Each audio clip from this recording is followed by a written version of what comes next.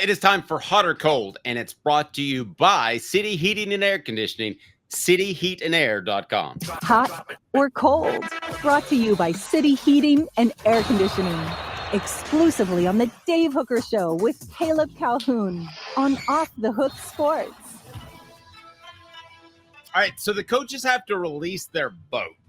And Tennessee was anywhere from 7 to 13, depending on what coach voted. So let's start with this. Hot. What coaches think that Tennessee is going to have or had a fantastic season last year, and they voted them in the 7, 8, 9 range? What coaches? Because I think you can look at a coach's motivation when these things come out, and some of it will reveal which programs coaches are most afraid of. And I think we're going to get to those. But first, who's hot on the Vols when they turned in their final ballot if the sports information person didn't do it for them? See, okay, so I actually separated by 3 tiers, funny enough. I separated by 7 and 8. And the reason I separated by 7 and 8 is because if you rank them 7 and 8, then you think they're better than the first round exit of the college football playoff. If you rank them 9, who's hot on the Vols? Give me who's hot on the Vols.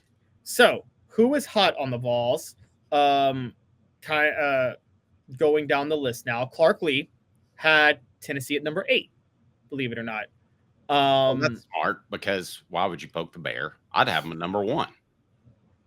Well, Eli Drinkwitz had them at number 10, and he was the SEC coach who had the Vols the lowest, funny enough. Well, that's not a shocker. Eli Drinkwitz is always going to be cold on the Vols because Josh Heupel rubbed his nose in a loss. Yeah, that's true. And then 4 of them ranked Stand on business, Josh. Don't you remember that? We stand on business. Yeah. Yes. Still don't know what that means. 4 coaches, 4 of the 6 ranked Tennessee all the way up at number 7, which is where I said they should have finished the year, funny enough. And that would be Kalen DeBoer, Kirby Smart, Mark Stoops, and Mike Elko, all rated Tennessee at number 7. Mike Elko is an Ivy League graduate, so his word is the real word. So he's right. And Tennessee's number 7. Cool.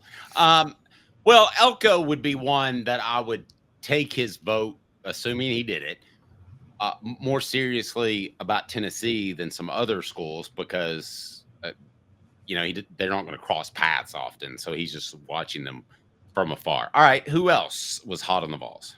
All right, so, and by the way, just so people know, Tennessee finished number 8 in the coaches poll, not number 9 like they did in the AP poll. They finished ahead of Boise State, as they should have. That was a dumb vote to put Boise State ahead of Tennessee.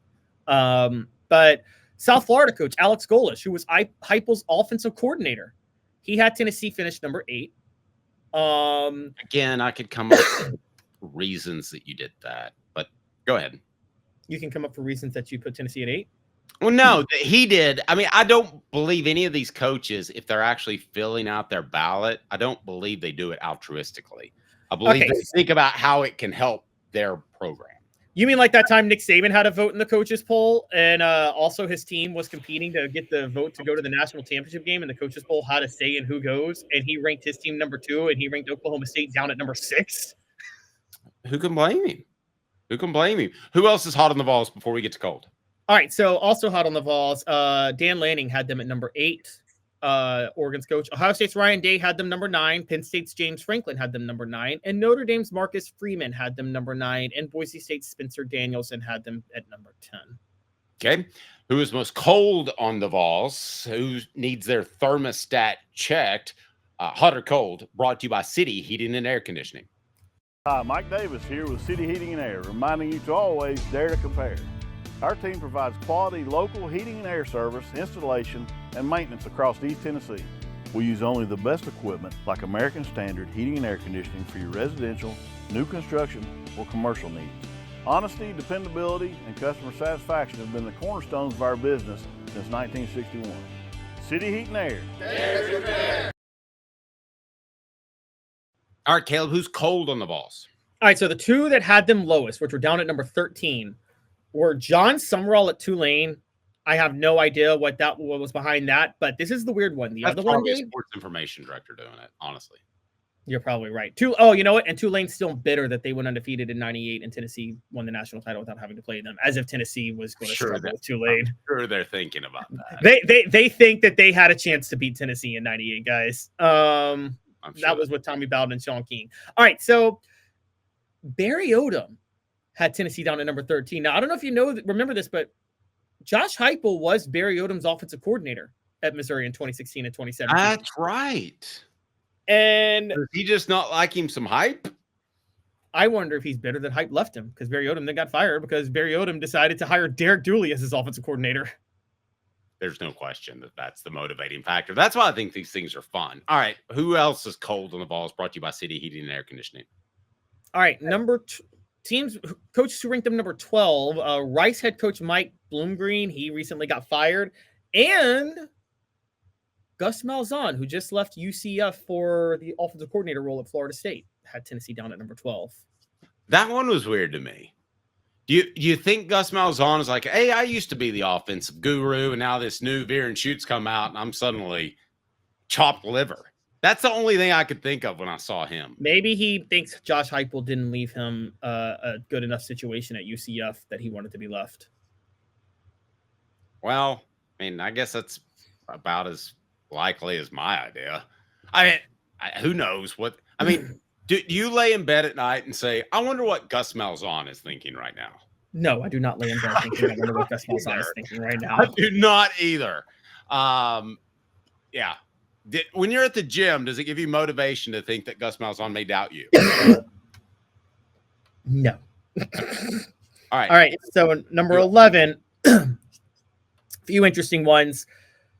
Again, number 11 is way too low if you're serious about ranking Tennessee. But coaches that ranked them 11 were Jeff Brom, Jamie Chadwell, Bronco Mendenhall, and Brent Pry. Now, you know what's interesting about that collection, Dave? What's that? 2 of the 4 were serious contenders to be Tennessee football head coaches. I noticed that too. Yeah. Tennessee, Jimmy Hirons reported that Tennessee had hired Jeff Brom, and John Curry did. And then the chancellor came and was like, nope, wrong. You don't get to make that decision. And so it got nixed. And so that happened. Jamie Chadwell was a favorite after Jimmy Pruitt was fired. So those 2. I can't speak on Bronco Mendenhall. He used to coach at Boise State. Not Boise State. He once coached at BYU. He did, and he coached at Virginia too from 2016 to 2021. I have no idea what his bitterness is towards Tennessee. And then Brent Pry at Virginia Tech. Brent Pry is a James Franklin disciple. Maybe that's enough for him to not like Tennessee. Yeah. All right. So which of those coaches, fill in the message board, we'll make this a poll question. Which of those coaches do you dislike the most?